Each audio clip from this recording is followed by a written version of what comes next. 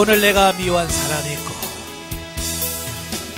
오늘 내가 미워한 사람이 있고, 오늘 나와 다툰 사람이 있으며, 오늘 내가 시기한 사람이 있으니 난 주님을 사랑하는 사람. 나를 미워한 사람을 용서 못했고, 내게 화낸 사람을 이해 못했고, 나를 시기한 사람을 싫어했으니 난 주님을 사랑하는 사람.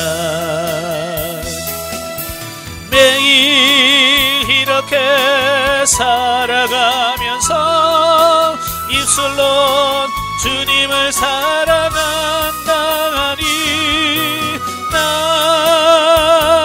참으로 행함이 없는 사람, 주님을 사랑하는 사람. 아멘. 기도하겠습니다. 은혜로우신 아버지 감사합니다. 오늘도 우리를 사랑해 주셔서 훈련이랑 소인도 하시고 영성적 대인관계, 윤리단계를 같이 나눌 수 있도록 은혜 주셔서 감사합니다. 오늘도 말씀을 나눌 때 그 말씀들이 살아있는 말씀이요 생명의 말씀이 될 수 있도록 성령님 도와주옵소서. 시종을 맡겨오며 예수님의 이름으로 감사하며 기도합나이다. 아멘. 네, 이 시간에는 교재 195쪽입니다. 훈련과정 교재 195페이지 보시면 사윤리단계 훈련. 지난 시간에 우리가 윤리단계에 대한 부분을 같이 나누었죠. 윤리단계 정의를 한번 보죠. 윤리는 191쪽에 보시면, 자, 여기서 말하는 윤리단계는 세상의 윤리 도덕 윤리가 아닌 기독교 윤리 개념으로 말하는 단계로서 자기중심적이던 사람이 하나님과 이웃에 대한 사랑의 윤리 단계로 발전해가는 단계다 그랬어요. 그러니까 본능적인 사람이 이제 이웃과 하나님을 조금 이해하고 깨달을 수 있는 어떤 그런 상태로 조금 성장한 그런 단계라고 볼 수 있죠. 그러니까 나만 아는 사람이 하나님의 관심에서, 하나님의 관점에서 다른 사람을 볼 수 있는 어떤 그런 부분이라고 볼 수 있겠죠. 자, 그래서 지난 시간에 윤리단계 특성까지 했고요. 자, 오늘 이제 195페이지 보시면 윤리단계 훈련. 자, 우리는 먼저 우리에게 다가오는 이러한 환경과 사건들을 대하면서 감사해야 한다 그랬어요. 자, 그 앞에 이제 하나님께서는 우리를 훈련시키기 위해서 누구를 붙여준다고 그랬어요? 그렇죠. 파트너를 붙여준다고 그랬잖아요. 하나님은 우리를 훈련시켜서 파트너를 보내셔서 환경과 사건들을 통해서 우리에게 훈련하시는데, 이걸 우리가 원망하고 불평할 것이 아니라 감사해야 된다라고 말씀해 줍니다. 자, 왜냐하면 우리가 조금 성장해서 영의 눈이 열려서 그걸 바라보니까, 예전에는 그 힘들다 어렵다라고만 생각했는데 바로 그 부분이 뭐냐, 나를 변화시키기 위해서 주시는 하나님의 훈련이었다는 사실이 알아지는 거예요. 그러니까 예전에는 그 하나님의 훈련이라는 것이 안 믿어지니까 왜 나를 힘들게 하지, 왜 저런 식으로 살지 라고 하는 어떤 그런 불평, 원망 이런 게 나왔었는데, 이제는 조금 눈이 열리니까 하나님께서 나를 변화시키기 위해서 저 사람을 붙여주었구나, 이제 이게 조금 보여진단 말이에요. 그러니까 어때요? 불평, 원망이 아니라 감사하게 되어집니다. 자, 하나님께서는 내 의로 쌓아 올려진 모든 것을 파쇄시키길 원하셔서 가장 가깝게 있는 사람들을 파트너로 붙여주신다 그랬어요. 여기서 내 의로 쌓아 올린 것들, 내 의는 뭡니까? 내 힘, 내 노력, 나로 인해서 내 힘과 능력으로서 쌓아 올린 어떤 것들을 말합니다. 그러니까 어떻게 내가 착한 일 하려고 막 몸부림쳐가지고 착한 일을 하잖아요. 그럼 누가 나타납니까? 내가 나타나요? 하나님이 나타나요? 내가 나타나요? 내가 나타나. 그게 내 의란 말이에요. 하나님이 나타나야 되고 하나님의 영광이 나타나야 되는데 하나님이 안 나타나고 자꾸 내가 나타나는 거예요. 그러니까 연말 같으면 불우이웃 돕기에서 막 돈 막 수백억 뭐 수십억을 탁 기증하고 막 하잖아요. 그죠? 그러면 방송에서는 훌륭한 일 많이 하셨다고 높여주잖아요. 세상적으로는 그게 옳아요. 그게 맞아요. 그러나 이 기독교적인 윤리적인 부분을 보면 하나님이 나타났나요? 내가 나타났나요? 그렇죠. 내 의가 나타난 거죠. 그래서 이걸 하나님 앞에 인정이 안 되는 거예요. 왜? 내가 나타났기 때문에. 그래서 하나님께서는 그 내 의, 내 힘으로 산다, 내 능력으로 산다라고 하는 것을 깨트리기 위해서 하나님이 붙여준 사람이 있는데 그게 누구냐? 파트너라고 하는 사실이에요. 예. 그래서 이 파트너가 계속해서 우리를 공격해서 내가 조금 착하게 산다라고 생각을 하고 있으면 그냥 확 뒤집어놔요. 그래서 막 여기서 막 성질나게 하고 욕하게 만들어서 예? 나는 안 착하구나. 이걸 깨닫도록 만드는 거예요. 우리가 보통 제가 그냥 늘 속아서 살고 착각 속에서 산다 그러잖아요. 그러니까 다 자기는 착한 줄 알고 자기는 아주 잘 산다라고 하는 착각 속에서 살아가는 거예요. 여러분은 그래요, 안 그래요? 예? 그러니까 맨날 나는 착하게 살고 나는 옳게 산다고 생각하니까 맨날 남만 흉보고 남만 욕하고 그러는 거거든요. 사실은 자기는 그보다 더 못 살면서 그렇잖아요. 착각 속에서 사는 거예요. 근데 그 착각하고 사는 그것을 넌 착각이야 라고 깨트릴 수 있는 사람이 누구냐? 파트너라고 말이에요. 파트너가 한번 휙 뒤집어 놓으면 여지없이 드러나잖아요. 그죠? 나같이 착한 사람 어디 있어? 근데 여기서 확 뒤집어 놓고 야랭 막 성질 내면 네가 뭐 착한데 맞아 난 안 착하지? 바로 그 파트너를 통해서 깨갱하고 꼬리 내리게 만든단 말이에요. 그 역할을 누가 하느냐? 파트너가 해주는 거예요. 근데 그 파트너가 누구라고요? 어떤 이에게는 가족이 될 수 있다. 그러니까 제일 파트너, 만만한 파트너가 누구냐? 가족이에요. 가족의 가장 많은 파트너로서 역할을 해요. 왜? 너무 잘 알잖아요. 교회 성도들은요, 일주일에 한 번 보고 뭐 두 번 보고 잘 몰라요. 진짜 아는 사람은 누구냐? 옆에서 늘 같이 먹고 자고 하는 사람 제일 잘 알잖아요. 그러니까 그 사람이 그냥 꽂으면 나오죠. 이거 속일 수가 없잖아요. 그러니까 밖에 나갔을 때 나는요 착하고요 남편 말도 잘 듣고요. 그러면 남편이 뭐 당신이? 한마디면 끝나. 그러잖아요. 그죠? 거기서 남편이 맞아 이러면 얼마나 좋아. 근데 다른 사람은 내가 하는 말 듣고 참 착하게 사시네요. 그런데 남편이 살아봐요 당신이. 그 한마디면 내가 싸우는 내 의의는 뭐가 돼? 다 허물어져 버리는 거예요. 그게 파트너가 하는 일이에요. 그러면 성질나죠. 그죠? 거기서 좀 나 좀 높여주지. 나 좀 칭찬하면 어디가 덧나나. 거기서 나를 그렇게 깔아뭉개? 이렇게 되어져서 이제 부부간에 또 갈등이 생긴단 말이에요. 근데 남편이 그렇게 하는 것은 뭐냐? 내가 내 의의로 자꾸 뭘 쌓아두니까 그건 아니라고 가르쳐 주는 거거든요. 예. 그러니까 그걸 통해서 내가 진짜 내 모습은 이게 아니구나. 이걸 깨닫고 나를 회개하고 나 자신을 바꿔갈 수 있어야 되는 거예요. 그리고 어떤 이에게는 믿음의 형제가 될 수 있다. 그러니까 교회 안에서. 그런데요, 이 파트너들 보면 가장 나에게 큰 충격을 줄 수 있는 사람이에요. 가장 나에게 충격을 주고 내게 아픔을 줄 수 있는 사람이 꼭 그 일을 하게 돼요. 어쩌면 가장 사랑해야 될 사람이 누구예요? 부부고 부모와 자식이잖아요. 그죠? 근데 파트너가 대부분 부부가 아니고 이 자식간, 부모와 자식간이거든요. 그러니까 다른 사람이 나 욕하면 그냥 그럴 수 있다고 넘어가요. 근데 자식이 욕하면 가슴에 비수를 꽂히잖아요. 팍 꽂혀가지고 여기서 끙끙 대잖아요. 예? 왜? 그렇게 해야 내가 꼬꾸라지니까 하나님께서 그렇게 하시는 거예요. 그래 우리는 그러면 자식을 막 욕하잖아요. 예? 저걸 낳고 내가 미역국을 먹었으니 막 그러면서 막 욕하는데 그게 아니고요. 나 때문에 걔가 지금 파트너가 되어서 그 악역을 맡은 거잖아요. 그러니까 악역 맡은 인간 그 자식에게 너 이놈 새끼 나가. 이건 모르는 거예요. 왜 그가 파트너를 붙여주니를 모르니까 그러는 거예요. 그 과정을 통해서 내가 죽을 죄인이구나 이래야 되는데 이렇게 가슴을 치는 사람이 있어요 없어요? 다 가서 얘기해봐요. 자기 가슴 치고 회개한 사람 없어요. 다 자식 안 됐다고 저는 나쁜 놈이라고 그러지. 그러니까 평생을 하나님 파트너로 붙여줘도 훈련을 해도 우리가 변화되지 않아요. 심지어 왼수대가 버려요. 부부간에도 조금 붙여주면 옛날에는 그래도 참았어요. 근데 요즘에는요 하나님도 골치 아파. 왜? 부부간에 파트너 붙여뒀다가는 도장 찍어버려. 그러니까 이제 하나님도 이제 파트너가 이제 바뀌어줘야 돼. 부부로 애지간히 붙여뒀다가는 이래 다 갈라서니까.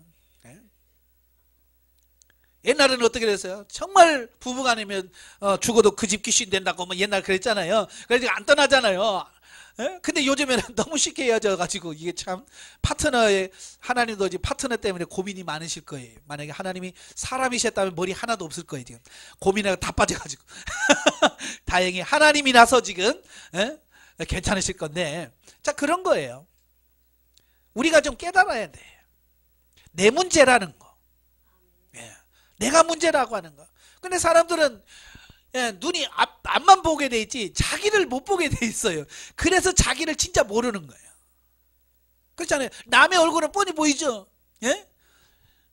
립스틱은 그런 어떤 색을 발랐구나 다 알아. 머리 파마에는 다른데 내 머리 상태는 내가 보여요, 안 보여요? 안 보여요. 내 얼굴 상태 안 보입니다. 그러니까 남 얘기만 자꾸 하는 거예요. 그래서 거울을 보란 말이에요. 거울을. 그렇잖아요. 내 모습을 보려면 다른 사람 봐갖고 내 모습 몰라요. 거울을 봐야 돼요. 거울이 뭐냐? 말씀이 거울이에요.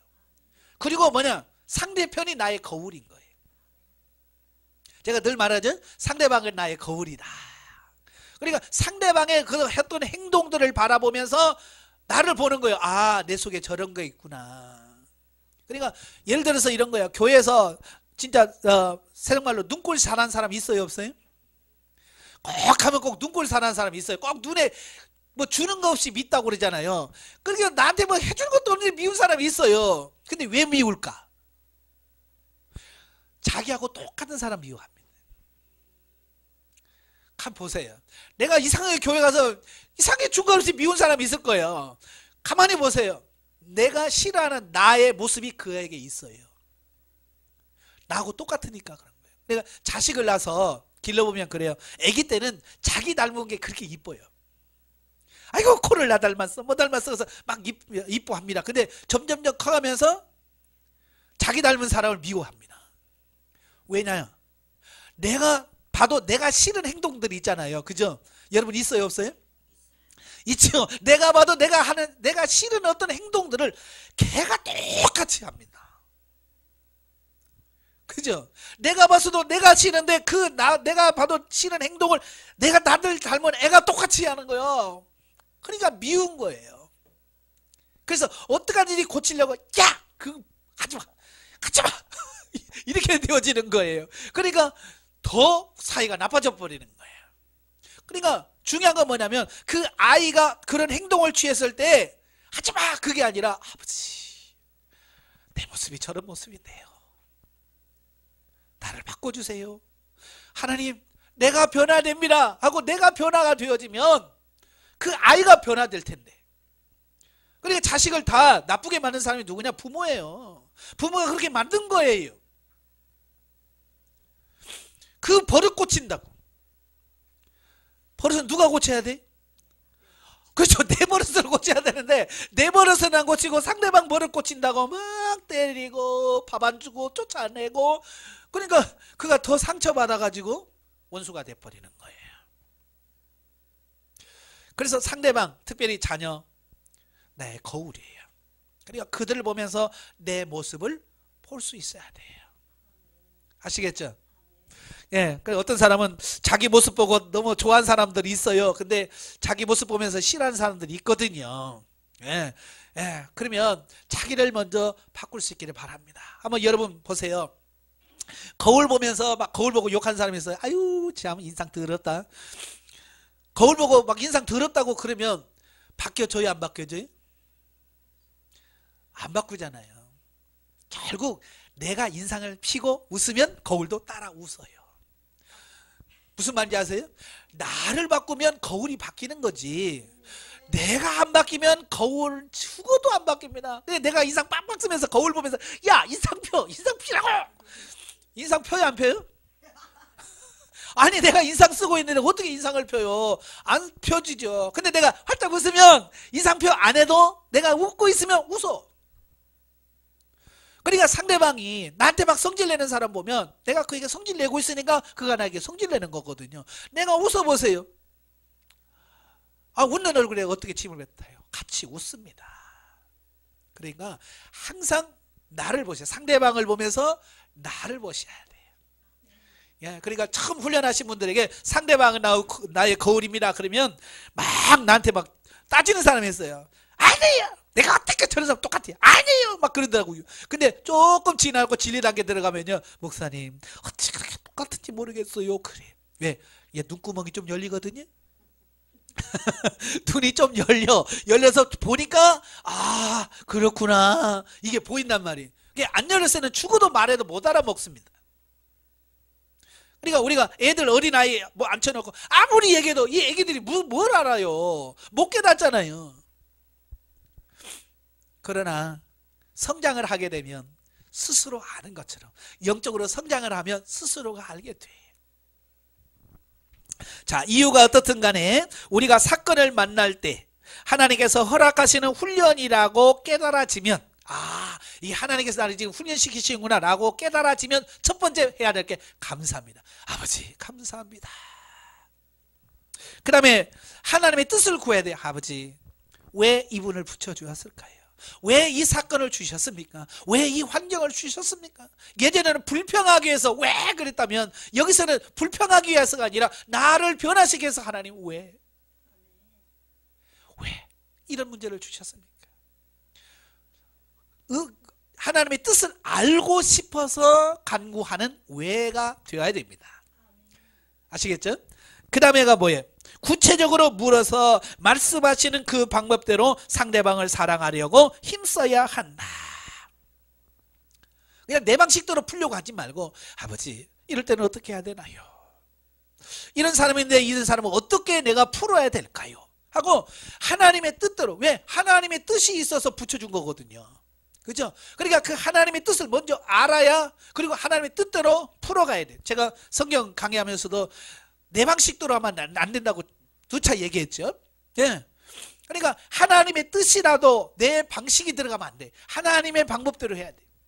야곱 얘기하면서 제가 말씀드렸어요. 하나님은 에서를 선택한 것이 아니라 야곱을 선택했잖아요. 그런데 왜 그 가정에 문제가 생깁니까? 하나님의 방법으로 야곱이 축복받은 게 아니에요. 하나님의 뜻은 분명히 야곱을 축복받는 거였지만 야곱과 리브가가 아버지를 속여서 그죠? 에서 옷 입히고 예? 가죽 뺏겨서 털 북실북실하게 만들고 네가 누구냐? 에서입니다. 속여서 팔아냈잖아요.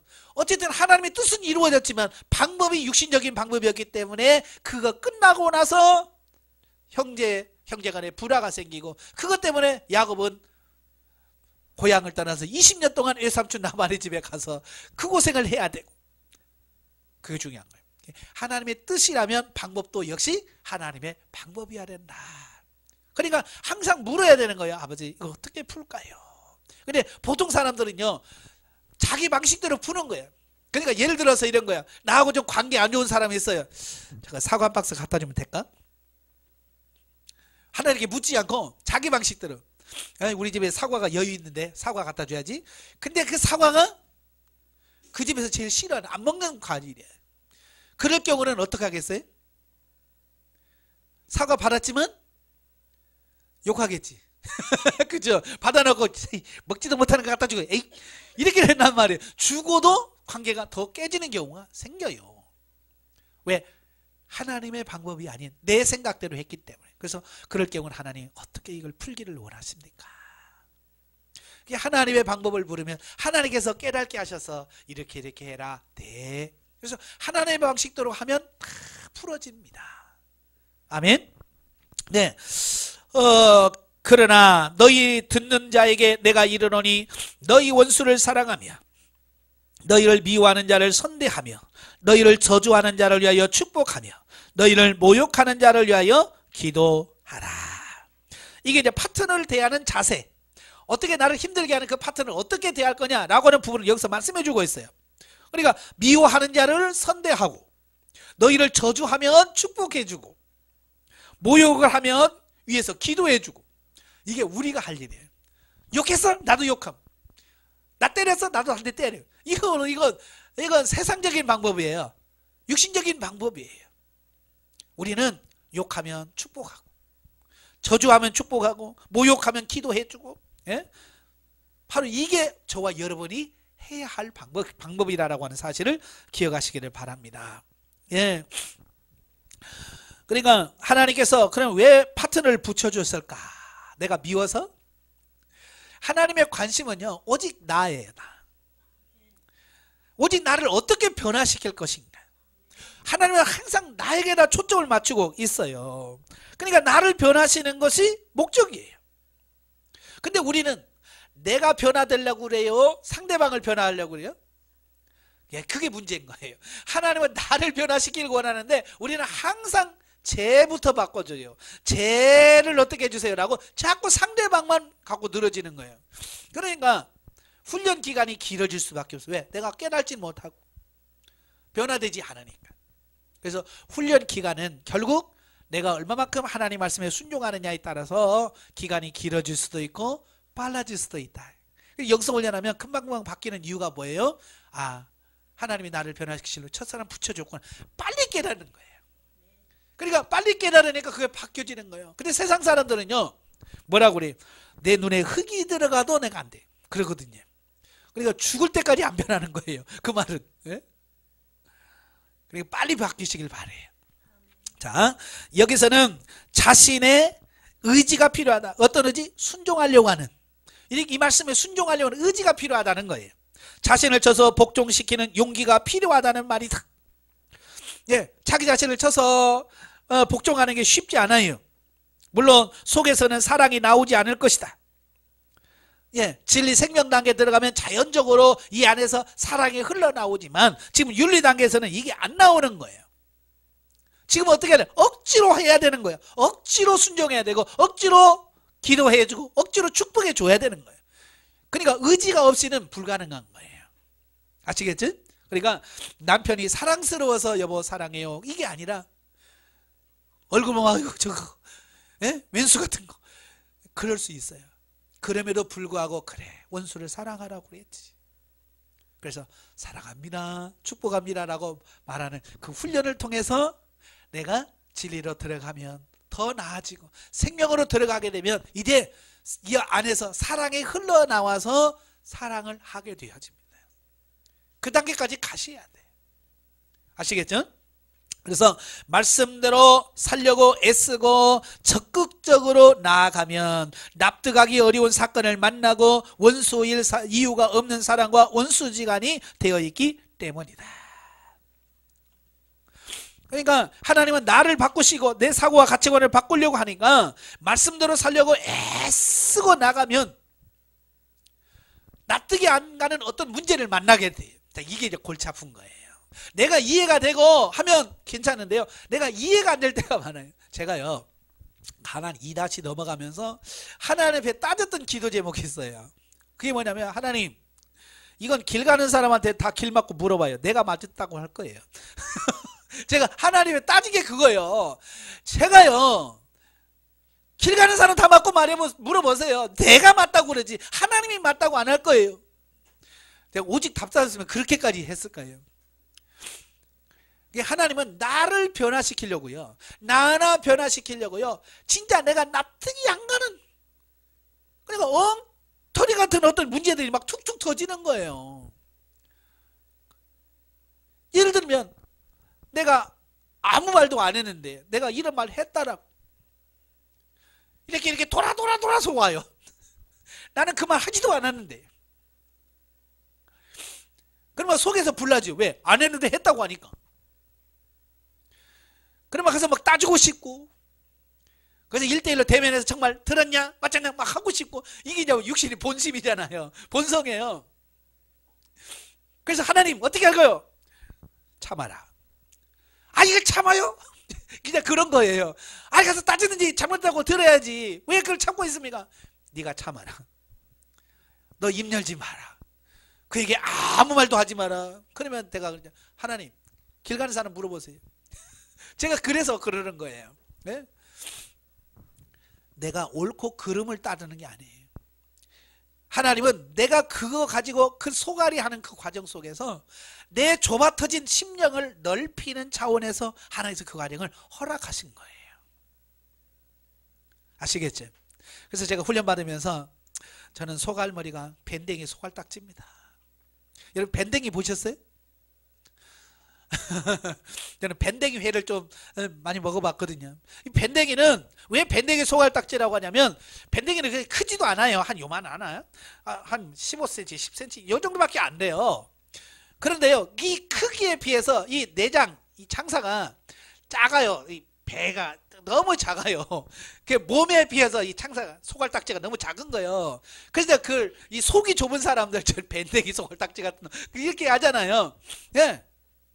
정말 하나님에 제가 고백할 수밖에 없는 게 그거더라고요. 하나님 밴댕이 소갈딱지 같은 자를 주님 어떻게 하시렵니까? 그러니까 제 마음이 너무 좁으니까 내 마음에 안 드는 사람을 제가 용납을 못 하겠는 거예요. 품을 수가 없는 거예요. 사랑을 할 수가 없는 거예요. 그래서 하나님께서 제 마음을 넓혀 주시길 원하신 거예요. 여러분 이 가죽 있잖아요. 가죽이 이게 찢어져 이게 넓혀진다는 게 이게 뭐라고 할까요? 탄력이 있어진다는 게 쉬워요, 어려워요? 어렵잖아요. 여러분 가죽 옷 입으신 분들 보면 그냥 가죽은 원래 가죽은 빳빳합니다. 소가죽 뭐 이런 가죽은 빳빳해요. 근데 우리가 입는 소가죽 뭐 입으면 어때요? 정말 부드럽잖아요. 예, 그 가죽을 갖다가 약품 처리하고 이걸 계속 두들기고 하는 이런 과정들을 거치면서 이 딱딱한 가죽을요 부드럽게 만듭니다. 그게요 많은 과정을 거치는 거예요. 그 독한 약품을 막 풀어서 그 속에 들어가서 잠궈놨다가 다시 꺼내서 두들기다가 막 열 처리했다가 이런 과정들을 막 거치면서 이 딱딱한 가죽이 부드러운 가죽이 되네. 우리 마음이 이 좁은 마음을 하나님께서 여러 가지 파트너를 통해서 두들기기도 하고 때로는 삶기도 하고 어떤 독한 약에다 처리하기도 하고 그래서 부드럽게 만드는 거예요. 아시겠죠? 그래서 결국 그 많은 처리를 받은 그 가죽은 부드러운 가죽에 대해서 사람들의 사랑을 받게 돼요. 우리 마음이 똑같은 거예요. 너무 마음이 굳어 있어요. 예, 굳어있는 바는 또 크기도 너무 작아요. 그래서 하나님께서는 그 마음 넓히는 훈련을 하시더라고요. 그래서 저도 이제 하다 보니까 제가 예를 들어서 제 마음이 요만해요. 제 마음이 요만하면 이 안에 들어갈 수 있는 문제는 다 용납이 돼요. 근데 요거보다 벗어나면 내가 감당이 안 돼요. 이 안에 있는 것은 얼마든지 가능해요. 근데 이걸 벗어나면 내가 감당이 안 돼요. 막 성질을 벅벅 냅니다. 그래서 막 하나님 앞에 또 회개하면서 주님 마음을 찢어. 아버지 내 마음을 찢습니다. 그래서 마음을 넓혀. 그래서 그러면 그 전에 품지 못했던 사람을 품게 됩니다. 근데 문제는 뭐냐? 그 이상은 또 못 품어. 예를 들면 이런 거예요. 야구공만한 걸 품을 수 있어서 겨우 이제 야구공 품을 수 있는 넓이가 되면 야구공은 그냥 풀렁풀렁 들어왔다 나갔다 해도 아무 아프지 않아요. 왜? 그만큼 넓혀졌으니까. 그런데 야구공만한데 축구공을 넣어봐요. 들어가요 안 들어가요? 안 들어가죠. 그럼 축구공이 들어가게 해서 또 어떻게 해야 돼요? 또 찢어야지. 마음을 찢어서 축구공만한 게 들어갈 수 있으면 축구공이 들랑달랑 해도 부딪히는 게 없어. 왜? 이미 내 마음이 그만큼 넓혀졌으니까. 근데 문제는 축구공보다 큰 농구공이 들어오면 못 들어가. 또 감당이 안 돼. 그래서 하나님께서는 계속 이렇게 조금 큰 문제 만나서 내 마음을 털게 만드는 거예요. 그래서 운동장처럼 넓은 마음을 주면 어떤 누가 와서 놀아도 그걸 이해하고 품을 수 있는 사람이 되어지는데 지금 우리 속이 너무 좁으니까. 갓입을 덮고 자는 그 사람도 이게 못 품어. 그죠? 예, 내 배가 아파서 낳은 자식도 못 품어. 왜? 내가 속이 너무 작으니까. 근데 작은 사람은 자기가 작다는 걸 알아요, 몰라요? 요걸 모르는 거야. 문제는 뭐냐면 내 속이 그렇게 작다는 걸 내가 모른다는 거야. 내 말. 누가 알아요? 남은 다 알아. 그래서 옆에 있는 사람은 아이고 저 밴댕이 송알딱지. 근데 자기는 몰라. 자기는 마음이 넓은 줄 알아. 왜?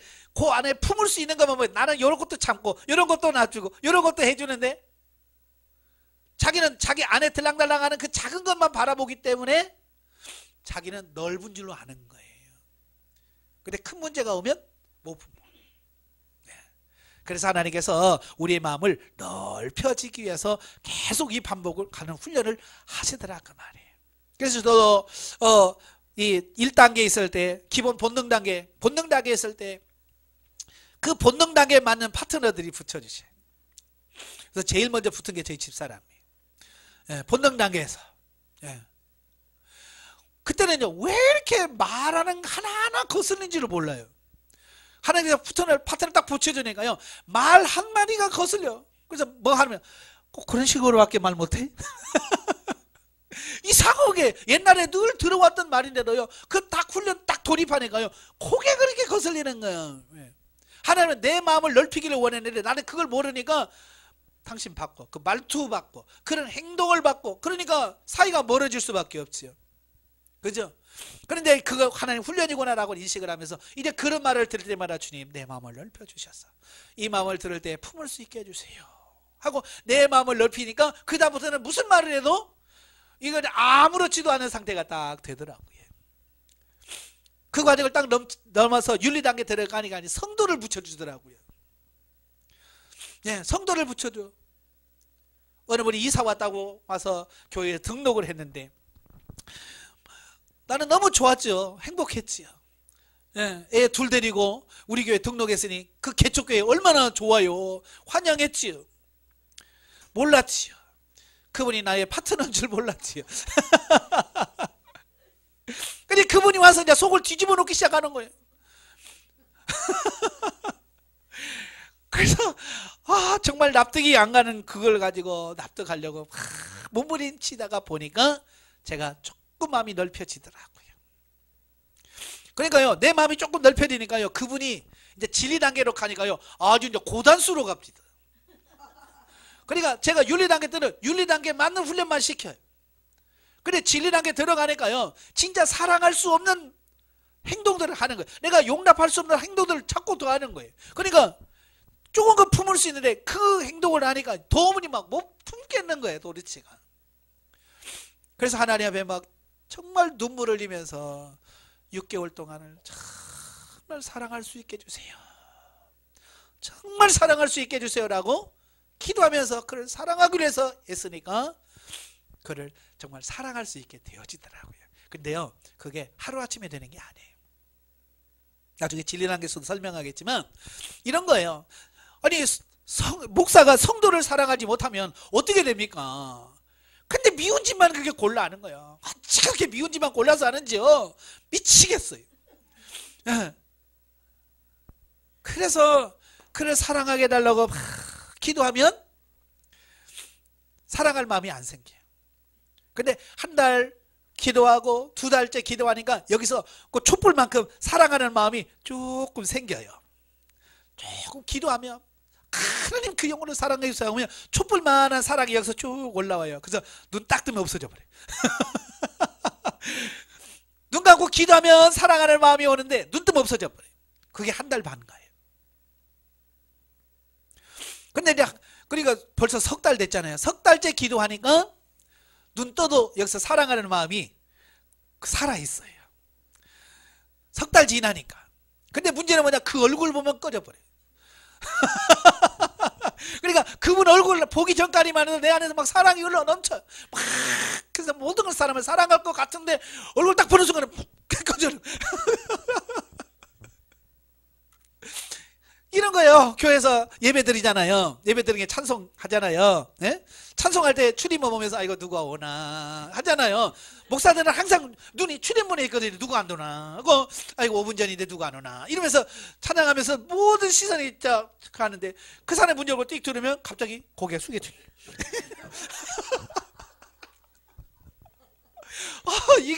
이러니 이게 되나고요. 그러니까 주님 원수도 사랑하라는데 내 성도 하나 사랑하지 못하고 내가 어떻게 목회하겠습니까? 그게 제가 기도 제목이에요. 그래서 대인관계를 통해서 막 기도하니까 나중에는 정말 그 사람 봐도 그 사랑에 계속 할 수 있게 되더라고요. 그래서 저 6개월 만에 사랑합니다. 품을 수 있게 되더라고요. 그가 어떤 말을 해도 품을 수 있게 되고 사랑할 수 있게 되더라고요. 그래서 그때부터는 이제 하나님 내가 변화됐으니까 저 사람도 바꿔주세요. 예전에 아이고 어떻게 좀 빨리 좀 내보내줘요. 아버지 나 미치겠어. 나 저 사람 때문에 나 목회 못하겠어요. 라고 그 사람 나가길 위해서 기도했는데 이제는 그 나가는 게 아니라 이제 변화돼서 우리 교회에 기둥되게 해달라고 기도하는 거예요. 근데 그 사람은 기둥감이 아니에요. 그러니까 내가 변화되고 그 사람 변화시켜달라고 기도하니까 저한테 와서 목사님 이사 갑니다 그러더라고요. 그러니까 그분은 나를 훈련시키기 위해서 하나님께서 파송한 파트너예요. 그러니까 실컷 나 훈련하고 내가 훈련 다 끝나니까 더 이상 있을 이유가 없잖아요. 그죠? 그러니까 또 다른 사람 또 훈련하기 위해서 파송 보내는 거예요. 그래서 저는 그분을 보내드리고 한 달을 기도했습니다. 하나님 저분은 또 가서 누군가를 잡을 텐데 하나님 그 교회 등록한 목사님 불쌍히 여겨주사 나처럼 승리하게 해주시옵소서. 왜냐하면 우리 교회에서 했던 행동을 그대로 하면 정말 그 담임 목사는 미치지. 다행히 나는 영성훈련을 만나서 내 마음을 넓혀서 품으려고 했지만 영성훈련 하는 목사님이란 다행이지만 안 받는 목사님은 그 얼마나 부딪히겠어요. 그죠? 그러니까 그게 막 마음에 걸리는 거야. 그래서 그 담임 목사님 주님 힘주셔서 넉넉히 이길 수 있게 해달라고 기도했다니까요. 네. 자 이런 거예요. 납득하기 어려운 사건들을 만납니다. 그리고 원수일 이유가 없는 사람이 원수지간이 됩니다. 여러분 부부가 원수입니까? 예전에 그 할머니 할아버지 나와서 그 퀴즈 하잖아요. 그러니까 천생연분이 나왔대요. 그러니까 할아버지가 할머니한테 당신과 나 사이 그러니까 왼수 그러더래요. 그러니까 아니 네 글자 그러니까 평생 왼수. 아니 그러니까 뭐 나중에 보니까 천생연분이. 근데 천생연분을 평생 왼수로 알고 평생을 산단 말이에요. 그게 인간이에요. 네? 하나님 원수로 지라고 부부 바치는 거 아니잖아요. 서로 사랑하라고. 근데 그 서로 사랑하는 단계까지 가기까지 임시적으로 파트너로서 원수가 되는 거예요. 아시겠죠? 그러니까 지금 부부간에 앉아서 왼수지간일 때 그 관계를 풀어서 어떻게 해요? 하나님이 원하시는 정말 사랑할 수 있는 단계로 가라는 뜻인데 그걸 깨달지 못하니까 성격 차이라고. 성격이 여러분 성격 안 맞아서 이혼하면 세상에 맞아서 살 사람 누가 있어요? 여러분 잘 맞아요? 아마 성격 차이로 다 이혼하라 그러면 대한민국에서 붙어있을 가정 하나도 없습니다. 아니 대한민국 전 세계에서 성격 똑같아서 잘 맞아서 사는 사람이 있으면 없어요. 다 다릅니다. 단지 맞춰갈 뿐이에요. 네, 성격을 맞춰갈 뿐이에요. 네. 그래서 원수지간이 될 사람이 아닌데 하나님 원수. 부모가 자식 간에 원수입니까? 아니잖아요. 아닌데 잠시 동안 원수지간이 되어서 다투게 하는 거예요. 그걸 빨리 깨닫고 우리가 원수가 아닌데 왜 원수로 살아야 됩니까? 내 마음을 넓혀주세요 하고 나를 처리해서 원수지간이었던 형제 부모와 자식 간이 화해를 해서 서로 사랑할 수 있는 단계가 돼요. 이게 하나님이 원하시는 거예요. 근데 그걸 풀지 못하니까 정말 평생 왼수로 살아가는. 여러분 평생 왼수로 사실래요? 아니잖아요. 빨리빨리 변화되고 새로워지길 바래요. 그러나 하나님께서 왜 원수를 사랑하라고 하셨는지 이는 우리는 이제 그 기쁜 뜻을 이해해야만 한다. 저도 처음에는요, 이 미운 사람을 사랑하라고 할 때요, 저는 이렇게 생각해서, 왜 사랑하라고 그래요? 왜 나만 손해보게요? 왜 내가 미쳤다고 그래요? 왜 내가 가서 해야 되는데요? 그렇게 생각했거든요. 나는 사랑을 하면 상대방만 유익한 줄 알았어요. 근데 결과적으로는요, 사랑하고 보니까 내가 좋더라고요. 내가 행복하더라고요. 그래서 하나님께서 너 행복해지려면 네가 용서해, 그 얘기거든요. 근데 우리는 뭐예요? 그게 손해본다고 생각하니까 왜 내가 해야 되는데요? 그가 와서 내 앞에서 싹싹 빌어야지, 왜 내가 가서, 나 잘못도 없는데 왜 내가 가서 빌어야 되나요? 그런단 말이에요. 앞으로 여러분도 그럴 때 있어요? 정말 내가 잘못한 게 하나도 없어. 근데 하나님 가서 네가 빌으라는 거야. 네가 잘못했다고 용서를 빌으라는 거야. 그러면 여기 가치관에서 왜 내가 갑니까? 예? 길 가는 사람 물어보세요. 내가 잘났다고, 내가 잘못했다고 누가 그럽니까? 크게 부딪힐 거예요. 윤리 단계에 가면 틀림없이 부딪힐 겁니다. 그때에 그 육신의 생각에 매여서 고민하지 말고, 그래, 하나님 말씀대로 풀자. 그래서 가서 정말 하나님 말씀대로 무릎 꿇고 내가 잘못했습니다. 그러면 그 관계를 통해서 내가 확 성장하는 것을 보게 돼요. 네, 내가 그때 성장을 하게 돼요. 그때 내 자아가 깨지는 거고, 내 자존심이 깨지는 거고, 내 모든 것이 다 깨지면서 예수님을 닮아갈 수 있는 그 삶으로 확 바뀌어지는 거예요. 나를 위해서 사랑하라고 하지 누구를 위해서 사랑하는 게 아니더라고요. 아시겠죠? 네. 자, 5번 성경적 대인관계. 마태복음 22장 30절 40절에 보면 예수님께서 가라사대 내 마음을 다하고 목숨을 다하고 뜻을 다하여 주 너희 하나님을 사랑하라 하셨으니 이것이 크고 첫째 되는 계명이요 둘째는 그와 같으니 내 이웃을 내 몸과 같이 사랑하라 하셨으니 이 두 계명은 온 율법과 선지자의 강령이니라 그랬어요. 자, 하나님 사랑과 이웃 사랑은 다른 건가요? 같은 건가요? 우리 한국 사람은 자꾸 다르다고 생각을 해요. 그래서 하나님만 사랑하면 되고, 사람들이 아마 성의든 말든지 이렇게 생각한다면, 그러니까 하나님도 사랑도 못하고 이웃 사랑도 못하는 거예요. 하나님 사랑과 이웃 사랑은 늘 같이 가는 거예요. 아시겠죠? 같이 가는 거예요. 그래서 하나님은 나만 사랑해라, 하나님이 나만 사랑해라고 그랬어요? 아니죠. 나를 사랑하고 나를 사랑하는 것만큼 이웃도 사랑해라, 그렇게 말씀하시는 거거든요. 자, 이 두 번째 계명이요 또한 온 율법과 선지자의 강령이니라. 그러니까 구약이나 율법 모든 것의 근본 정신, 근간, 이 모든 게 뭐냐? 하나님 사랑, 이웃 사랑이라고 하는 거예요. 요한 1서 4장 20절 21절에 보면 누구든지 하나님을 사랑하노라 하고 그 형제를 미워하면 이는 거짓말하는 자니 보는 바 그 형제를 사랑치 아니하는 자가 보지 못하는 바 하나님을 사랑할 수 없느니라. 우리가 이 계명을 주께 받았으니 하나님을 사랑하는 자는 또한 그 형제를 사랑할지니라. 자, 목회자나 성도를 막론하고 하나님을 사랑하되 눈에 보이는 형제와 이웃을 소홀히 하거나 무관심하거나 때로는 순종치 아니하는 성도를 미워하거나 욕하는 경우가 있다면 솔직히 인정하고 회개해야 한다. 우리가 일상생활에서 늘 흔히 범하는 죄가 이거예요.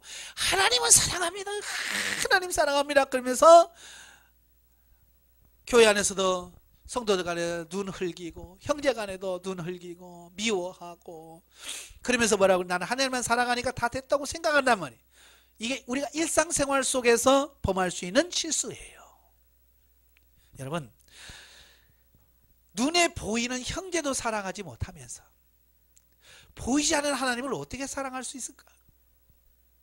성경에서 할 수 있다고 그래요? 없다고 그래요? 없다고 그러잖아요. 그래서 하나님을 사랑하는 방법, 내가 하나님을 사랑합니다, 사랑합니다. 하나님이 그러시니까 어떻게 사랑하는데? 하나님이, 여러분, 너 나 사랑한다고? 어떻게 네가 나 어떻게 사랑하는데? 라고 하면 여러분 뭐라고 대답하셔야 돼? 예? 예. 내가 이런 실한 이웃을 내가 이렇게 사랑합니다. 이웃을 사랑하는 걸 통해서 하나님을 사랑하는 것이 나오는 거예요. 아시겠죠? 그러니까 눈에 보이는 형제 사람을 사랑하지 못하면 하나님을 사랑할 수 없다는 거예요. 이게 거짓말이라는 거예요. 그러니까 우리가 얼마나 하나님 앞에 거짓말하고 있는지를 아셔야 돼요. 그래서 하나님은 사실 하나님은 우리가 눈에 보이지도 않잖아요. 그죠? 그러니까 하나님을 어떻게 섬기는지, 하나님을 얼마나 어떻게 사랑하고 섬기는지 우리가 모른단 말이야. 보여야지. 그래서 하나님은 눈에 보이는 하나님을 우리에게 허락하셨어요. 눈에 보이는 하나님. 그분이 누구냐면 부모님이에요. 첫째는 부모님이에요. 둘째는 부부예요. 셋째는 자녀입니다. 이걸 아셔야 돼요. 눈에 보이는 하나님. 그래서 부모님을 눈에 보이는 하나님으로 여기시고 부모님을 정말 하나님 사랑하듯이 사랑하셔야 돼요. 부모님 하나님 말씀 순종하듯이 부모의 말에 순종해야 됩니다. 그런데 지금 그래요, 안 그래요? 안 그래요. 교회에서 가르치는 게 뭡니까? 교회만 충성하라고 그래. 명절날 시골에 있는 부모님 찾아가지 말고 교회 집회 나오라는 거야. 그러니 이게 뭐가 되겠어요? 안 되는 거예요. 부모님을 잘 섬기고 부모님 말씀은 잘 듣고 순종하십시오.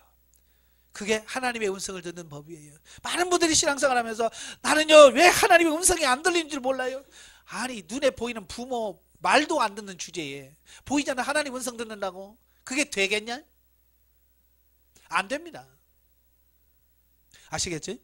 그래서 눈에 보이는 부모님을 공경하고 사랑하십시오. 그리고 그분의 말에 순종하는 법을 훈련하십시오. 그게 돼요. 자, 우리 부부간에도 마찬가지예요. 자, 아내가 있다. 자, 하나님이 계시고 내가 있어요. 그 중간에 누가 있어요? 남편이 있지? 네, 남편이 눈에 보이는 하나님이에요. 그래서 성경에 보면 계속 뭐라고 그랬어? 남편의 말에 순복해라. 그럼 우리는 그러죠. 아이고 뭐 순복할 게 있어요. 뭘 내가 나보다도 못 낳는데 뭐 이러면서 자꾸 무시한단 말. 그래서 우리가 하나님을 사랑하지 못하고 하나님의 성을 못 듣는 거예요. 잘나서 남편이 아니잖아요. 하나님이 짝지어 줬기 때문에 남편이거든요. 그러니까 하나님 남편 나예요. 그래서 하나님 말씀 듣듯이 남편의 말을 듣고 순종하십시오. 그래서 남편의 말에 순종을 잘하는 분은 하나님의 음성을 들을 줄 알고 하나님의 음성을 순종할 수 있는 사람이 돼요. 그러면 남자는 뭐냐? 하나님 나 아내가 있잖아요. 그러니까 남편은 아내를 사랑할 줄 알아야 돼. 아내를 사랑하면서 뭘 깨닫냐면 하나님의 사랑을 깨달아요. 그러니까 아내를 사랑하지 못한 사람은 절대로 하나님의 사랑이 뭔지 이해를 못합니다. 아시겠죠? 그러니까 남자와 여자가 영적으로 세워지는 방식이 달라요. 그래서 성경은 항상 뭐라고 그래? 아내들아 남편에게 순복해라. 남편들아 아내를 사랑하라. 이렇게 나와요. 이게 영적인 원리예요. 부부간의 원리예요. 이 원리를 정확하게 이해를 해야 정상적인 부부관계를 잘 맺을 수 있는 거예요. 이게 안 되니까 남편이 돈 좀 못 번다고 막 깔고 뭉개고 막 그러잖아요. 이게 그거 아니에요. 돈을 잘 번다고 성경에서 너보다 잘나면 남편이고 못나면 남편이 아니라고 성경에 나와 있어요? 아니잖아요. 그냥 하나님께서 부부로 만들어 주셨으니 잘나든 못나든 남편은 머리예요. 네. 그래서 존경하고 사랑하고 순복해야 되는 거예요. 이 원리를 정확하게 아셔야 돼요. 그러니까 우리가 한국교회가 이 영적 원리를 정확하게 이해를 하고 신앙생활을 하면 가족들이 참 편안하고 좋을 텐데 이 원리를 안 가르친단 말이에요. 그렇죠? 이 원리를 안 가르쳐, 영적 원리를 안 가르쳐주고 그저 신앙생활 잘해라, 헌금 잘해라, 봉사 많이 해라 막 그러니까 열심히 하긴 하는데 가정은 깨져, 변화는 안 돼, 영적으로 성장은 안 돼. 왜? 이 원리를 무시해버리니까 안 되는 거예요. 이 원리를 정확하게 하시길 바랍니다. 예. 자, 성경은 분명하게 경고하고 있으니 하나님을 사랑한다고 하면서 그 형제를 사랑하지 아니하는 자는 거짓말하는 것이요, 결코 보이지 않으며 볼 수 없는 하나님을 사랑할 수 없다. 제 얘기입니까? 제 얘기예요? 아니 요한일서 4장 20절 하나님 말씀이잖아요. 예수님도 여리고 그 선한 사마리아 사람을 비유를 들어 설명하잖아요. 그죠?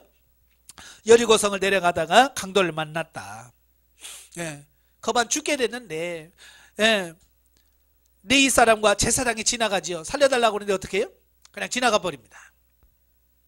도와주질 않아요. 근데 사마리아 사람이 와서 그를 상처를 싸매주고 실에다가, 예? 여관에다가 쉬게 하고 돈까지 주면서 이 사람 치료시켜달라.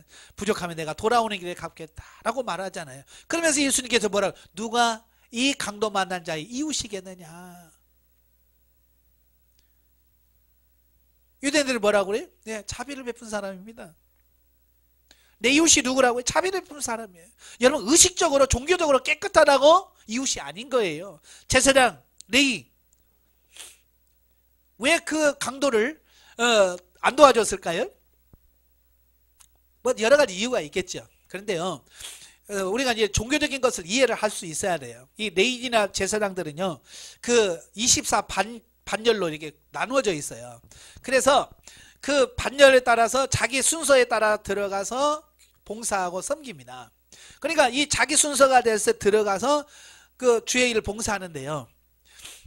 이게 그러니까 이 레인들은 그때에 들어가는데 뭐라고 해요? 뭐 걸림돌이 없도록 최선을 다하는 거예요.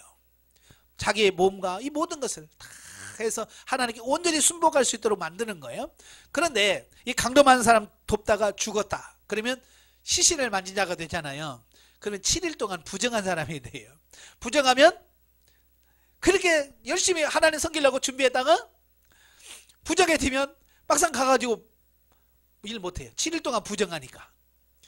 그러니까 하나님의 일이라는 그 나는 주의 일을 해야 되는데 그 부정하면 안 돼 라고 하는 그 생각에 매여서 안 도와주는 거예요. 이해가 되시냐? 예.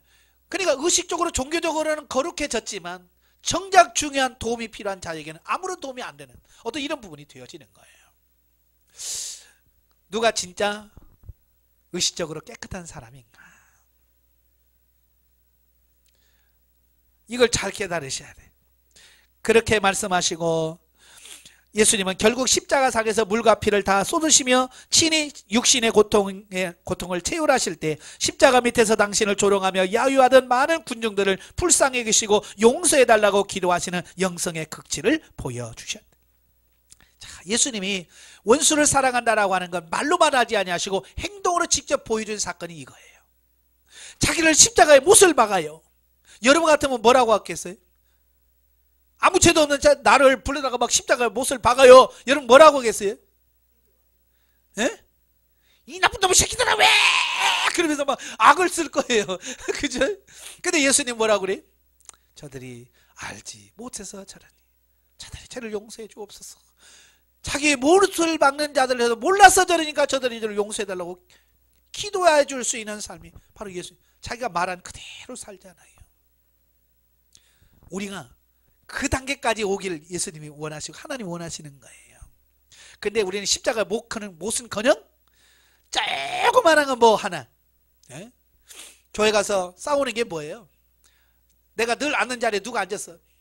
그럼 비켜 내 자리야. 아니 옆에 자리 가서 앉고 뒤에 자리 가면 뭐 덧납니까? 그리고 시험 들게 만들어서 말이죠. 예? 교회에 못 나오게 만든 이게 말이 됩니까?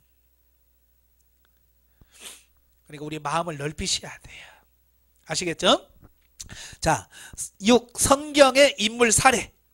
하나님께서 사람을 어떻게 훈련시켜가서 변화시켜가는지를 성경적 예를 들어서 설명하는데요. 인물 둘을 들었습니다. 첫째가 누구냐? 요셉입니다. 자, 창세기 31장에 나오는 요셉 이야기는 요셉이 그의 아비 야곱으로부터 형들과는 달리 남다른 사랑을 받았다는 말씀으로 시작되어서 형들로부터 미움을 받고 하나님으로부터 장래의 애굽의 실권자가 될 것이라는 꿈을 받았다는 말씀으로 전개됩니다. 요셉은 단지 하나님으로부터 받은 이 꿈을 소중히 생각하고 신뢰한 것 때문에 형들로부터 더욱 심히 미움을 받아야만 했다. 더 나아가 요셉마저 요셉을 꾸짖었다. 자, 여기서 이제 요셉을 비유를 들어 설명하잖아요. 하나님께서 요셉을 어떻게 만들어 갔는지, 하나님 요셉을 어떻게 변화시켜 갔는지, 우리는 요셉, 그러면 성경에 보면요, 요셉에 대해서 흠이 나와요, 안 나와요? 희한하게 요셉의 잘못에 대해서는 안 나와요. 그래서 죄 없이 십자가를 지신 예수 그리스도의 모형이다 라고 표현합니다만은, 그런데요, 요셉은 처음부터 이렇게 마음이 넓은 사람이었을까요? 마음 그리 넓은 사람은 아니에요.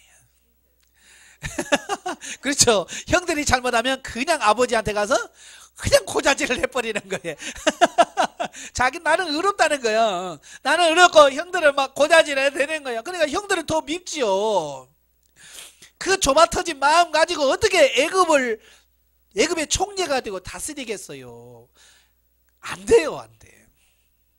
그래서 하나님은 그의 마음을, 좁은 그 마음을 넓히기 위해서 애굽으로 팔려가게 만드시는 거예요. 그래서 가장 낮은 자리, 노예로 팔려가는 거예요. 가장 비참한 신분이 뭐예요? 노예잖아요. 인간이지만 인간 대접 못 받고. 그렇잖아요. 거기 내려가서 인간의 자주신 모든 걸 다 꺾어버리는 거예요. 자아를 파쇄시켜버리는 거예요. 왜? 나라고 하는 게 없잖아요, 노예는. 주인이 그냥 시키는 대로 해야 되잖아요. 그러면서 자기 자신을 깨트리는 거예요. 자기를 깨트리는 거예요. 예. 그러다 보니까 결국은 뭐예요? 자기를 팔아버린 형제를 만났을 때 그들을 용서할 수 있는 사람으로 만들어 간 거죠. 그렇게 하신 분이 누구냐? 하나님이시다, 그 말이에요. 그러니까 훈련 없이 되는 건 아니에요. 자, 꿈은 허구와 같고 믿을 수 없는 것처럼 보였다. 그렇죠? 형제들의 그 곡식단이 자기를 향해서 절합니다. 해와 달과 11별이 자기를 향해서 절합니다. 그 꿈 보니까 얼마나 대단합니까? 그죠? 야, 내가 대단한 사람이다 라고 했는데 현실은 어때요? 점점 멀어져 가버리잖아요. 그죠? 예? 형제들에서 팔려갑니다. 신분이 어떻게 돼요? 자기 집에서는 후계자였잖아요. 예, 자기 집에서는 후계자였어요. 야곱이 다른 아들에게는 입히지 않은 색동옷을 입혔어요. 이 색동옷이라는 것은 귀족이나 왕족이나 이런 아주 귀한 사람들이 입는 옷이고 후계자들이 입는 옷이에요. 그러니까 야곱은 요셉이 어렸을 때부터 아예 너는 내 후계자야, 나의 모든 정권을 이 양반을 너야 라고 그 옷을 통해서 이미 입혀놓고 그렇게 키운 거예요. 그런데 그렇게 아버지 사랑을 독차지하고 살다가 갑자기 신분이 뭐가 돼? 애굽의 노예가 돼버렸잖아요. 얼마나 힘들었을까요? 그런데 거기서도 열심히 살잖아요. 그죠? 노예에서도 열심히 살아요. 그래서 인정받아요. 그래서 가정 총무가 됩니다. 그래서 그 가정에서는 요셉이 최고 대빵이에요. 그래서 요셉의 허락 없이는 아무것도 안 돼. 그만큼 높은 사람이 됐는데 끝나는 게 아니라 보디발의 아내가 유혹을 합니다. 죄 짓지 않으려고 그는 거부하죠. 예, 내가 어떻게 하나님 앞에 득죄할 수 있습니까? 죄 안 지려고 했어요. 그런데 현실은 어떻게 돼요? 감옥으로 가잖아요. 어쩌면 그 꿈하고는 더 멀어져 버렸어요. 그래도 종이라도 감옥보다 낫잖아요. 그죠? 자유롭게 돌아다닐 수 있잖아요. 근데 감옥은 아예 갇혀 있으니 그때 왕의 감옥이잖아요. 왕의 감옥은요, 이 왕의 허락 없이는 나올 수 없는 감옥이에요. 그런데 요셉은 왕이 그 감옥에 있다는 걸 알아요, 몰라요? 아니, 왕이 자기가 그 감옥에 안 넣는데 어떻게 알아요? 모르니까 나올 가능성은 제로예요. 없어요. 요셉이 그 감옥에서 나올 수 있는 것은 가능성은 없어요. 왜? 왕이 재가를 해서 사인을 해야 나올 수 있는데 왕이 들어간 줄을 모르는데 어떻게 나와요? 못 나와요. 더 절망적인 거지. 그런데 하나님이 하시는 방법은 기가 막힌 거예요. 그러니까 이런 과정들을 보면서 그 과정을 만들어가는 이유가 뭐냐? 요셉을 변화시키기 위한 하나의 과정이었다는 사실이에요. 그래서 육신의 눈으로 보여지고 손으로 만져지는 육신적인 것에 비하면 그렇다. 그런데 이상한 것은 그 말씀대로 살려고 힘쓰고 애쓰는데도 불구하고 고통과 고난은 더욱 가중되어 온다는 것이다. 많은 분들이 영성훈련 하다가 실족하는 이유가 이거예요. 아니 영성훈련 시기나 받는데 왜 더 힘들어집니까? 이런 거예요. 그죠? 아니 영성훈련 안 받아도 그냥 대충 잘 살았는데 왜 하나님의 말씀대로 살려고 이렇게 몸부림치는데 왜 나에게 더 어려운 일이 생깁니까? 왜 더 힘들어져요? 힘들다고는 이거 하나 때문에 많은 사람이 실족합니다. 사실 저도 보니까 그렇더라고요. 영성훈련을 통해서 내가 하나님의 말씀대로 살려고 살아야지라고 힘쓰면 힘쓸수록 초기 단계는요 더 어려워집니다. 제가 물질 관계에 있어서 설명드렸습니다만은 저는 영성훈련 하기 전에는요 진짜 월세 한 달 안 밀렸어요. 교회 월세 냈는데 월세 한번 안 밀리고요 짝짝 내면서 목회했어요. 힘들었지만 그래도 월세 한번 안 밀리고 했어요. 근데 영성훈련 받고 하나님 말씀대로 뜻대로 살려고 하나님께서 심으라 네 하고 심고 하다 보니까 결국에는 월세 8달까지 밀려요. 영성훈련 안 받을 때는 한 번 그냥 며칠도 안 밀렸어요. 그냥 따박따박 날짜에 월세 다 낼 수 있는 환경이 됐어요. 그런데 영성훈련 받고 하나님 말씀대로 살려고 하고 말씀대로 물질에 순종하고 하니까 월세가 밀리는 거예요. 이걸 어떻게 이해할 수 있어요? 차라리 내가 죄를 짓고 말이죠. 내가 잘못했다면 그래 내가 열심히 안 하고 그냥 이렇게 죄를 지으니까 하나님께서 이게 물질을 마르게 하셨구나. 주님 내 죄가 큽니다. 이래야 될 때 그잖아요. 내가 차라리 죄를 짓고 잘못해서 그랬다면 내가 이해가 될 텐데 아니 나는 어떻게든 말씀대로 살아보겠다 하루에 막 6시간씩 기도하고 4시간씩 성경 보고 어떻게든 말씀대로 살아보려고 막 몸부림치는데 그럴수록 더 안 되는 거예요. 목회하면서 점점점 성도들이 나갑니다. 영성하기 전에는 그래도 있었어요. 근데 영성훈련 하니까 한 가정 이사 가요, 2가정 이사 가요, 이사는 안 와요. 가기만 해요. 점점 성도가 줄어듭니다. 그러니까 내가 고민했던 이유가 뭐예요? 이게 왜? 이게 뭐지? 이게 왜? 갈등하는 거예요. 마치 요셉이 하나님의 말씀대로 살려고 몸부림치면 칠수록 감옥에 들어가고 더 절망적인 거예요. 그러니까 눈에 보이는 거 가지고 판단하면 안 되는 거예요. 여러분이 앞으로 더 힘들어지네, 어렵네, 뭐 이런 거 보면 그것 보고 실족하면 안 됩니다. 누가 그러더라고요. 밤이 깊으면 그만큼 새벽이 가까이 왔다는 거예요. 그러니까 그런 고난이 오면 끝날 날이 왔구나. 그런 가치관을 가지라는 얘기죠. 그러니까 고난이 깊어도 실족하지 않기를 바래요. 요셉은 성경 어디에도 자기가 만난 환난과 고통으로 인하여 불평, 불만했다는 구절이 없다. 이게 중요한 거예요. 요셉은 감옥에 가도 하나님의 뜻이 있겠지. 하나님의 뜻이 있을 거야. 하나님을 철저하게 신뢰했어요. 그러니까 끝까지 갈 수 있었던 거. 여러분들이 하나님을 신뢰해야 된다 그 말이에요. 지금보다 더 어려웠고요. 육신의 질병을 알아서 육신이 더 힘들다 할지라도 하나님을 향한 신뢰만큼은 식지 마십시오. 그 하나님의 신뢰가 믿음이 식어지면 그때부터 입에서 뭐가 나오고 불평이 나오고 불만이 나오고 하나님 내가 그렇게 열심히 봉사했는데 나한테 어떻게 그럴 수가 있습니까? 하나님을 신뢰하지 않으면 그렇게 돼요. 근데 하나님을 신뢰하면 아버지 이것도 역시 감사합니다. 이런 환경 주셔서 감사합니다. 이런 환경을 통해서 나를 변화시켜 주세요라고 훈련하면서 가게 되어지는 이 부분을 보게 됩니다. 자, 그러나 그럼에도 불구하고 요셉은 형들로 인해 애굽으로 팔리움을 당하고 그곳에서 말할 수 없는 환난을 당해야 했다. 어찌 보면 억울하지요. 근데 우리는 요셉의 결국을 우리가 알잖아요. 그가 말년에 어떻게 살았는지 알잖아요. 그러므로 우리는 하나님께서 요셉을 어떤 자리에 올려놓기 위하여 가족들을 파트너로 붙여주셨고, 그죠? 형제들을 파트너로 붙여줬잖아요. 그래서 팔아버리게 만드네요. 훈련시키셨는지 되새김질을 하고 능력을 덧입어 사랑하고 승리하는 삶을 살아야 하겠다.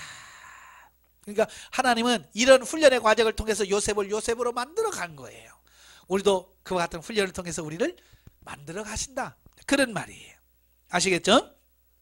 그 다음에 두 번째가 다윗입니다. 자, 다윗은 양을 치는 목동의 신분으로 사무엘을 통해서 기름 부음을 받았죠. 예. 그리고 블레셋 장군 골리앗을 물리치고요. 그로부터 조롱을 당하던 조국 이스라엘을 구원해 냈습니다. 이게 좋은 거예요, 나쁜 거예요? 좋은 짓 한 거예요, 나쁜 짓 한 거예요? 아, 좋은 짓 한 거지. 착한 짓 한 거 아니에요? 나라를 구한 영웅이잖아요. 근데 그것 때문에 죽을 위기에 처하는 거예요. 이게 납득이 안 된단 말이에요.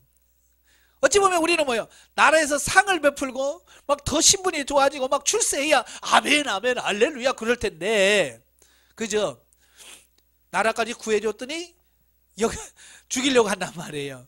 이게 참 어려운 거예요. 납득이 안 가는 거예요. 그러니까 요셉도 그렇고요, 다윗도 그렇고 지금 뭘 말하려고 하냐면 바로 이거예요. 납득이 안 간다는 거예요. 고난이 와도 왜지? 납득이 안 간다는 거예요. 근데 오히려 그때부터 장인이었던 사울 왕의 미움을 받고 목숨을 보존하기 위해서 쫓겨다니는 신세가 되었다라고 하는 거예요. 그러니까 꼭 우리는 뭐야? 내가 잘못했으니까, 내가 죄를 지었으니까 이런 어려움을 당하는 거야. 그게 옳아요? 안 옳아요? 100% 옳지 않다는 얘기예요. 때로는 내가 그런 고난을 당할 이유가 없는데도 하나님은 나를 변화시킬 목적으로 고난을 주실 수 있다는 말이에요. 그러니까 환경과 이런 걸 보고 낙심하거나 좌절하지 말라 그 말이에요. 예, 힘들고 고통스러워도 이건 하나님이 나를 변화시키시는 훈련의 과정이구나, 그렇게 인식을 하고 주님 감사합니다, 주님 감사합니다 하고 감사하면서 달려갈 수 있는 그런 삶이 되어야 된다 그 말씀이에요. 네. 그러나 말씀을 통하여 우리들은 그가 얼마나 하나님을 사랑하고 자기를 죽이려고 했던 장인 사울왕과 그의 가족을 사랑했는지를 사무엘하 1장 19절부터 나오는 사울왕과 친구 요나단의 죽음을 애도하는 애가를 통하여 알 수 있다. 자, 우리 같으면 어떡하겠어요? 예? 아무 짓도 잘못 안 했는데 죽이려고 막 쫓아다니고 막 그러면 여러분 얼마나 여기서 복창 터지겠어요, 그죠? 그런데 다윗은요, 사울에 의해서 쫓겨다니면서도 나의 힘이 되신 여호와여 내가 주님을 사랑합니다 하고 그 쫓겨다니는 과정 속에서도 하나님을 찬양하고 하나님의 영광을 나타내고 하나님을 신뢰하고 갔습니다. 이게 중요한 거예요. 이게 환경이 좋아야만 되는 게 아니란 말이에요. 환경을 초월해서 하나님을 사랑하고 감사할 수 있는 그 상태가 되어야 된다 그 말을 하고 있는 거예요. 네. 특별히 자기를 그렇게 죽이려고 10년 동안 10여 년 동안 쫓아다닌 사울왕, 그가 죽었을 때 다윗이 어떻게 했는지를 잘 보셔야 돼요. 만약에 여러분은 몇 년 동안 정말 죽이려고 쫓아다녀서 정말 원수 같은 사람이 죽었다 그 소문 들으면 여러분 어떻게 하실 거예요? 예? 아마 감상금 할 겁니다. 하나님 나의 원수를 처리해서 감사합니다. 그래서 아이고 잘 뒤졌다. 그래서 얼마나 좋아할 거예요. 그렇잖아요. 그게 보통 사람들이 가지고 있는 신앙생활을 한다고 하면서도 영적으로 변화되지 않으면, 원수가 죽었을 때, 나를 힘들게 하는 사람 죽었을 때 그걸 기뻐하고 그걸 좋아한다 그 말이에요. 제일 기뻐해야 될 다윗이 기뻐했어요? 기뻐하지 않았어요. 애통했습니다. 그대들의 죽음이 어찌 어리석은 자의 죽음과 같은고 하면서 눈물 흘리면서 애가를 불러주면서 애도하는 겁니다. 거기에 그를 바라보는 백성들의 시선이 확 바뀌어버리는 겁니다. 미워해도 당연하고 어느 누구도 반대 못하잖아요. 그죠? 만약에 다윗이 잘 죽었어, 그래도 어느 누구는 그렇죠, 잘 죽었습니다, 우리도 다 똑같습니다, 이러지 아무도 반대할 사람 없어요. 다윗의 말에 그래도 사랑해야죠 이렇게 말할 사람 아무도 없습니다. 그런데 다윗은 그 중에서 그럼에도 불구하고 그를 사랑하고 애가를 불러서 정말 그 사랑을 표현한다고 하는 거. 이건 하나님의 훈련을 통해서 그가 가능해졌다라고 하는 것을 보게 돼요. 사실 여러분 다윗도 그렇게 마음이 넓은 사람은 아니에요. 예. 자, 우리가 잘 아는 것처럼 이 갈멜이라고 하는 곳에 그 다윗이 숨어 살 때에 그 나발이라는 사람이 있었잖아요. 그 나발이 있는데 다윗이 많이 도와주고 지켜줬잖아요. 예. 그런데 나발이 그렇게 다윗이 잘해줬는데도 불구하고 인정해요, 안 해요? 인정 안 하잖아요. 인정 안 해주고 요즘에 주인 떠난 이상한 놈들이 많은데 막 그러면서 막 욕하고 막 그런단 말이에요. 그러니까 그 말을 듣고 다윗이 화가 나죠. 그래서 뭐라고 그래요? 칼차! 저럼 내가 목을 베겠다. 안 죽이면 하나님이 나에게 벌 위에 벌을 주겠다. 막 그러면서 막 결받아가지고 칼차! 가자. 그게 다윗이에요. 조금 이제 먹을 걸 달라고 했다가 안 줬다고. 자기 좀 무시했다고. 자존심 상했다고. 죽이려고 한 사람이 누구냐? 다윗이에요. 만약에 그런 다윗을 더 이상 훈련 안 시키고 변화 안 시켜서 이스라엘 왕으로 됐다 칩시다. 어떻게 되겠어요? 어떻게 되겠어요? 그 나라는 죽었죠. 다윗이 열받는다고 저 동네가 영 내 말 안 듣네. 야 칼차 저 쓸어버려. 만약에 다윗이 변화되지 않고 새로워지지 않고 왕이 됐다면 다윗의 손에 의해서 죽은 이스라엘 백성들이 얼마나 많겠어요. 그렇죠? 변화되지 않은 다윗이 왕이 됐다면 사울 왕과는 싹쓸이 아마 베냐민 지파는 역사 속에 없었을 거예요. 역적 족속이라고. 저걸 다 죽여. 아마 그랬으면 베냐민 지파 없어졌을지도 몰라. 예전에 우리나라도 왕족이 뭐 8족이면 하잖아요. 그죠? 나라가 망하면 8족이면 해요. 그런데 다윗은 훈련을 통해서 변화되었기 때문에 그러지 아니하고 도리어 사랑하고 품고 나중에는 사울 왕가의 왕 집에 남은 후손이 있느냐 알아봐라. 그래서 그 절름발이 요나단의 아들 무비보셋이 있습니다. 데려와라. 그래서 사울 왕에 있던 재산도 다 주고 왕자처럼 대접을 해주잖아요. 왕의 상에서 같이 음식을 먹게끔 만들어 주는 거예요. 원수 집안의 아들인데 원수 집안의 자식을 그렇게 했다고 말이에요. 변화되니까 그게 가능한 거예요. 그러니까 그 속 좁은 다윗이 그 상태까지 되기까지 얼마나 많은 연단의 과정을 거쳤으면 그렇게 바뀔까. 여러분 얼마나 훈련받아야 그렇게 바뀔 수 있을까요? 적당히? 적당히 하면 될 것 같아요? 아니요. 진짜 다윗처럼 그렇게 억울한 훈련을 받아야 되고 요셉처럼 형제들에게 팔리는 이런 훈련도 받아야 되고 애매한 소리도 받아야 되고 억울한 일도 당해야 되고 그러면서 가슴을 치면서 내 마음을 찢고 하나님께 기도하고 그랬을 때 우리가 마음이 넓혀져서 그를 품고 사랑할 수 있는 사람으로 바뀌어질 수 있는 거예요. 훈련 없이 되어진 사람은 아무도 없습니다. 아시겠죠? 예.